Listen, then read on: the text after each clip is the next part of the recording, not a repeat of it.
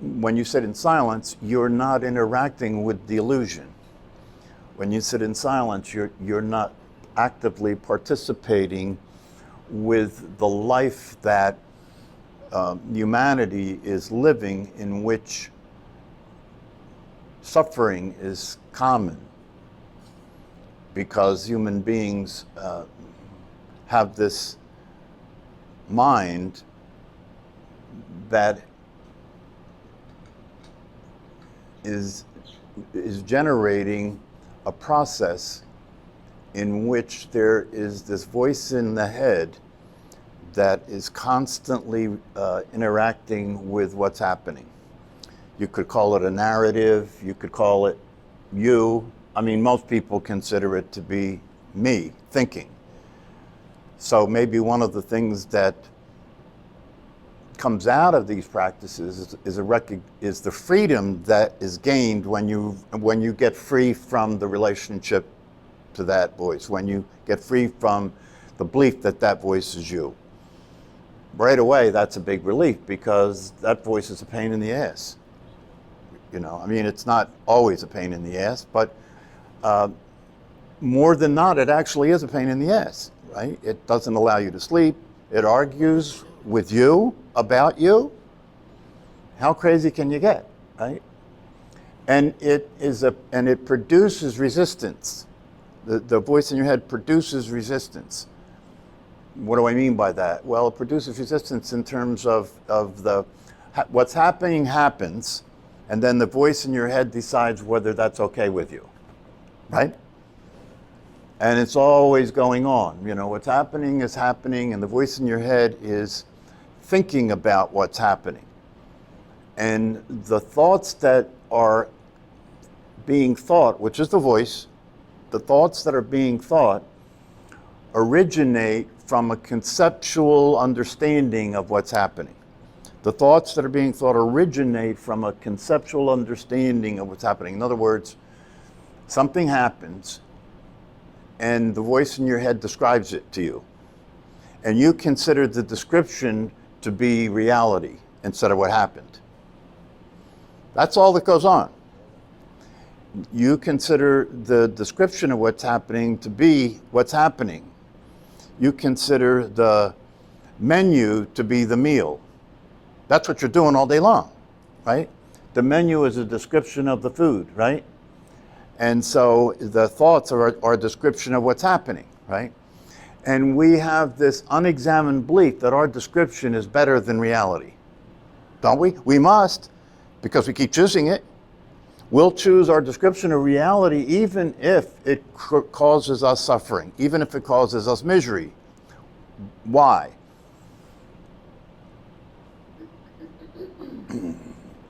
Because the system that produces that voice in your head is designed for your survival. The main focus of it is your survival.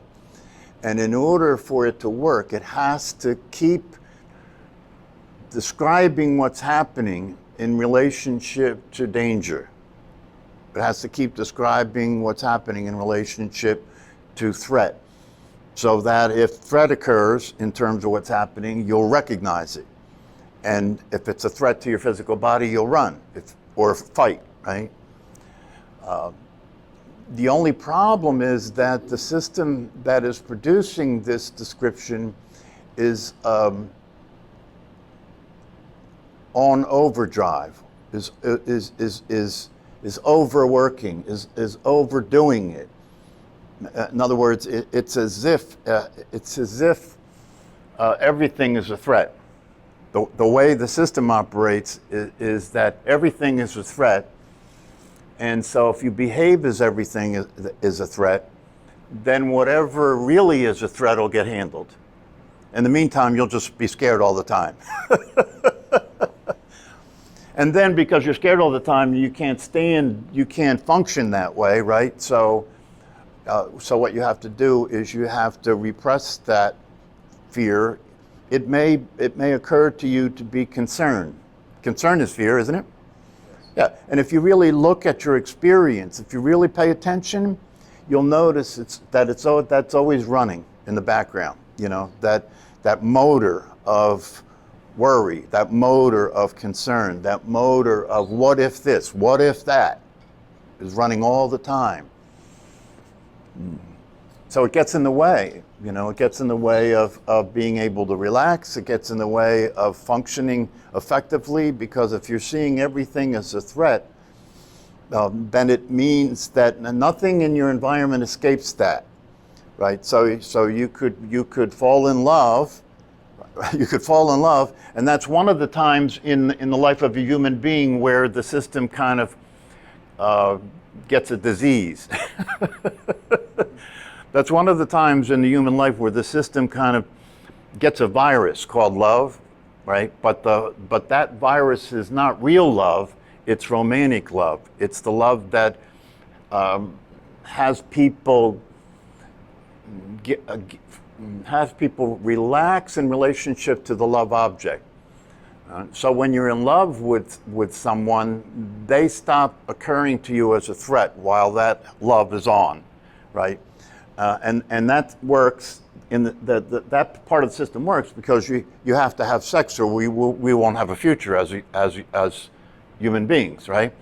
So in order to have sex, that concern and that sense of threat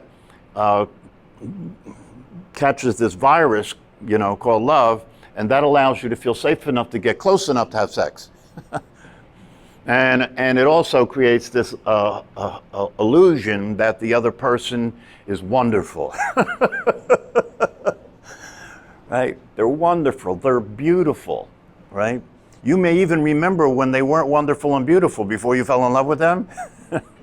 And then you're saying, wow, I didn't think they were that beautiful, but when you're in love, they're beautiful, they're beautiful. And no matter what they do, it's cute. No matter what they do, it's they're so interesting, right? And then when the virus wears off, like gradually, usually after marriage, which is unfortunate.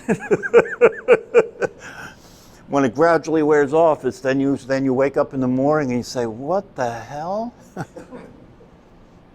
She's not as beautiful as I thought. Look at that, look at that. Look at how fat she is. Or how skinny she is, or how short she is, or how tall she is. The mind goes back into its regular way of operating, which evaluates and judges everything that comes in front of it, including the person that you were in love with, right? Yeah. So now what was cute is annoying. And now the one that was beautiful is all right, but not a knockout anymore, And sex was wonderful, but now it's kind of mechanical. It's kind of routine. So that's the way it goes. But the opportunity to discover real love presents itself after that virus clears up, because that's not real love. That's love that's a virus. That's love that got fallen into. It happened to you. It's something that happened to you. But real love is different. And if after that, you can discover real love at any time. I'm just saying that marriage gives you a very clear opportunity to discover real love. Because real love is not love that happens to you. Real love is love that you cause. It's love that you generate, right? You could say that real love, when you love somebody with real love, the reason you love them is because you created that you love them, right? The other kinds of love, the reason you love them is because they're beautiful, because they're smart, because they have a lot of money, because they have a beautiful body, whatever the case may be. No, but this love is created. It's a choice, right? You choose to love someone. And that love is different. That love, it stops all the things that were involved in your falling in love no longer have to be there for real love to occur. No, because real love is created. You choose to love. And that love, that real love, could be called acceptance, right? Could be called, and that love it's kind of like the love of a parent, although this is not necessarily always true, but it's kind of like the love a parent has for their child when they're healthy, right? Because that's what I mean, it's not always true. Some parents kill their children, right? Literally or figuratively kill their children because they were killed, literally or figuratively, right? But when that's not the case and there's enough well-being there, the love a parent has for a child, that child can't do anything to make that love stop. That's like real love, right? The same thing is true with the kind of love that gets created. If you're married to somebody, and you have created love in that relationship, even if the relationship doesn't work, even if the relationship doesn't work and it ends up in divorce, right? You'll still love the person, right? Because real love doesn't change the nature of the relationship with the person. In fact, you could say that when you wake up and discover the reality of who you are, the natural state, you could say that that is unconditional love. Meaning that when that natural state is the experience you're having, you have no enemies.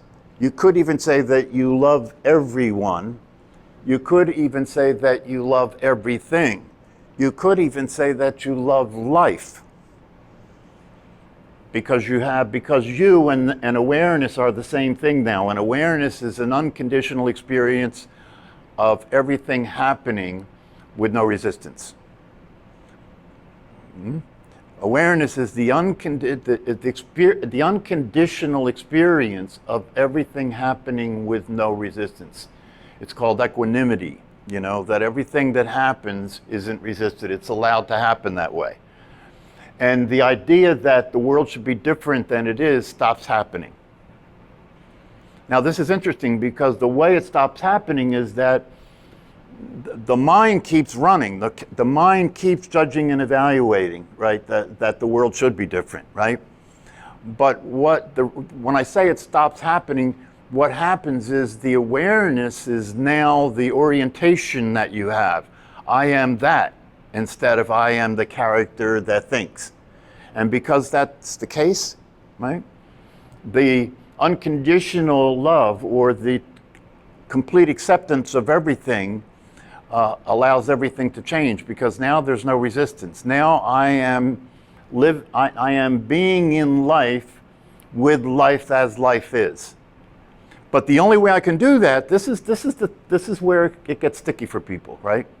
The only way I can do that is I have to apply that unconditional love, not just to other people, not just to life, not just to the world, but to this body and to this brain and to this mind as well.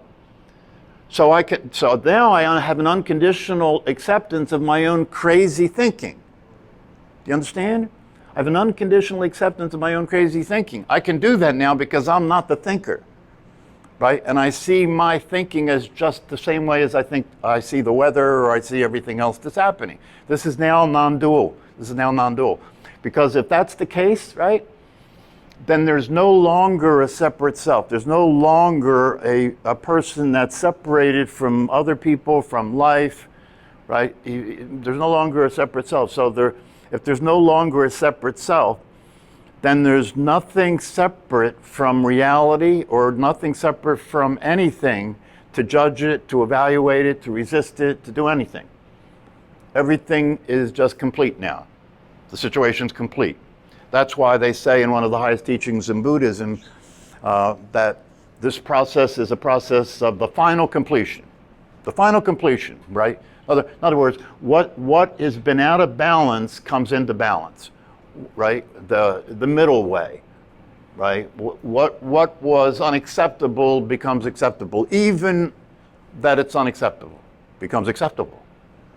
Now, so where do you go with it? You see, there's no longer resistance, there's no longer struggle, there's no longer suffering, because there can't be suffering anymore, because even the descriptions that occur in the mind that are different from what's happening, right, is okay.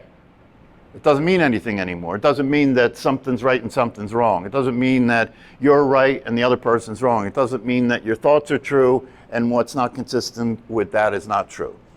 all that just disappears. And everything is everything all the time, including you, including your thoughts, including your feelings, including the history, including the future, including what's happening. It's non-dual. It's just what's happening. It's what's happening. It's non-conceptual, so you can't think about it. It's non-conceptual, so you can't think about it. And yet, it is realer than any thought you could ever have. Consciousness is realer than any thought you could ever have. And in fact, thoughts are consciousness, right? Because nothing's separate. Thoughts are consciousness. Everything is consciousness. Consciousness is manifesting itself in you, in thinking, in the world, right? Through these practices, you can begin to kind of look at the visual field that you have, right? And begin to see that what you thought was over there, right? Because in the visual field, the brain and the mind create this illusion of time and space. So, and so you see time and space because the brain and the mind is generating time and space. But since they're not real and since they're not really there, you can actually do practices and that can allow you to see no space. To see, right now, for example, if you look at your visual field, right? If you look at what you see, right? It's possible to begin to notice that it's flat.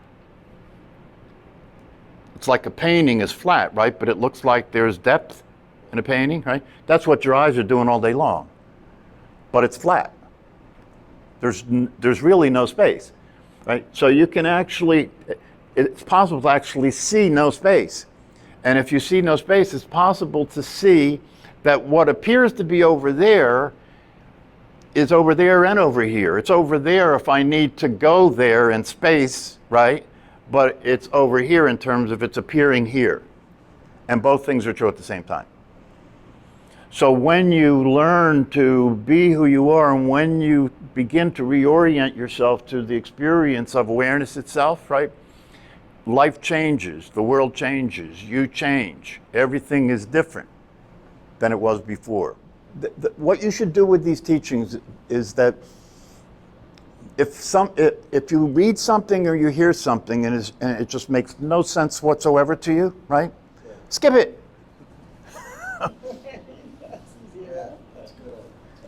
Skip it. It's not time for you to understand that yet.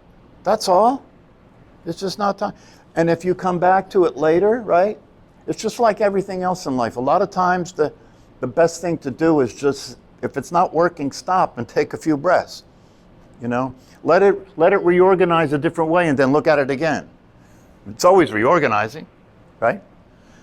So don't sweat it. Don't sweat it. You know, if you look at this process in time, and many of you have been in this class long enough to do that, you will notice that things you didn't understand at some point became obvious, right? Just by relaxing. You know, you don't try, if you try too hard, the machinery starts working overtime and it takes you on trips that are unnecessary. Takes you places that don't work. Better to stay relaxed. That's one of the things that they talk about in these teachings. As you get more mature and you get more familiar with the teachings, right? You'll hear the teaching and the teachers saying more and more often, just stay as you are. You know, what do they mean by that? You already are what you are. You are the awareness, right? Right? Whenever that is something that you make contact with, right? Have the intention to stay there. Now you won't succeed. But nonetheless, you can have the intention to stay there. You can use meditation as a way of having the experience be more continuous, right? The experience that you make contact with more often so that you're familiar with it. So you know when you're there, right? And then the next level of practice is stay there. Just stay as the self. That's the practice. Stay as the self. When you're practicing meditation, you have momentary experiences of the self. When you're paying attention to the body breathing and thought is not there, the thought that is usually there that's generating the illusion and generating the identity that you consider yourself to be isn't operating. And so you're free from that, and now you're being aware of the body breathing. Right? So it's very important when that's happening, although it may only be for a brief period of time before another thought comes and takes you away, right?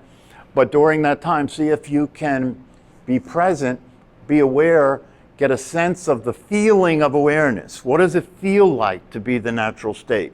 It's usually expansive. Usually feels like there's space there, right? It usually feels like nothing's happening. It's not going anywhere, right? It's a very restful feeling. It's a peaceful feeling, right? So you want to try and be aware of what it feels like. Why? Because what you want to do now, when it's not formal meditation, is practice returning there, practice staying there, practice living life from there, practice being that. And if you do that over time, as some of you have reported, right, it starts to be more and more constant, not all the time, but more and more constant, right? And along with it being more and more constant, one of the things that gradually begins to happen is when it's not the case, it doesn't matter. It doesn't matter. I know when I'm a fool. I know when I'm being an asshole. You know, but it doesn't matter anymore because I know who I am too. I know the truth too. So when I'm being an asshole, I can be an enlightened asshole. Which means you'll never know what an asshole I am because I keep it to myself so I don't get it all over the place. Right? But most people don't keep it to themselves. They go around all day getting it all over the place. You know what I mean by that? Yeah. So the practice is to practice being that peace, that path that's understanding. It is your true nature. Get to know it, experience it, be aware of it. So that whatever happens in your life, whatever happens in your life starts to become easy. It's easy because the awareness is aware and the experience is constantly changing. Sometimes it's good, sometimes it's bad. But you as the awareness naturally have a sense of equanimity. In other words, no matter what happens, you're much more even than you ever were. You're much more stable than you ever were. You're much more grounded than you ever were. And so you don't feel compelled. You know, you don't feel compelled to fight. You don't feel compelled to resist. You don't feel compelled even to figure it all out anymore. You don't feel compelled to do that. It actually gets to a point, one of the ways you know that you're far along in the process, right? This is actually funny, is that you start being bored with the teaching. You know what I mean? It's like, you know, I have stacks and stacks of books in my office, right? And I look at the books now and I say, I know what they say. Really? How many times you got to repeat it, right? But instead of repeating it and reading about it and listening to teaching about it, how about be it? How about being it? Yeah, and if you're being it, it would occur to you, it might show up for you like to continue to read or study these things is kind of like, you know, I got it already. And then sometimes you listen to teachers that have a particular knack, you know, somebody that has a black belt in talking.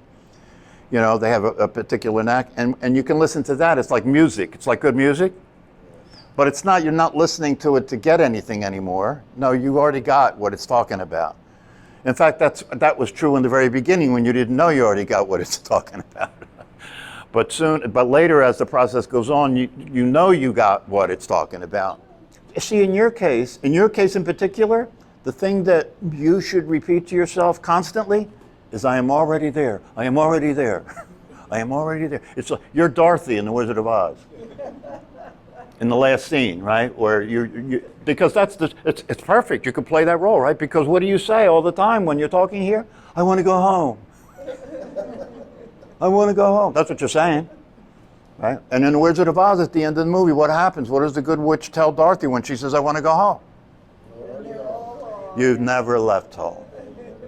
You never left home. And if what you got to do is rub those shoes together for that to be real for you, then rub those shoes together, right? But you've never left home. Don't leave home without it. Don't leave home without home. So that's all you got to do is get that all this other stuff, all these conceptual things that are learned, right? The only real value of all of that is to understand that it's meaningless. When it comes to the truth, It's just a dance. All that stuff is just a dance. So don't sweat it. You know, relax. Meditate a lot. Meditate more. You know, spend as much time as you can connected to reality, which is you. And then eventually it will have its way. It always has had its way, by the way. Anything else?